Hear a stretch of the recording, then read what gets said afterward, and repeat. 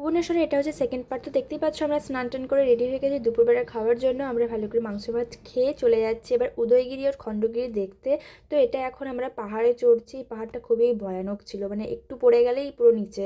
তারপরে দেখো আমরা উপরে মন্দিরে গেছিলাম, মন্দির থেকে ভিউজটা জাস্ট ওয়াও ছিল। আমরা এয়ারপোর্ট আর সব কিছুই আশেপাশে সব কিছু দেখতে পাচ্ছিলাম। তারপরে আমরা গেছিলাম উদয়গিরিতে। উদয়গিরিটা এতটা ডিফিকাল্ট ছিল না ওঠা, তো ওটাতে খুব ভালো জায়গা ছিল ওঠার, তাই জন্য ভালোভাবে উঠে গেছি।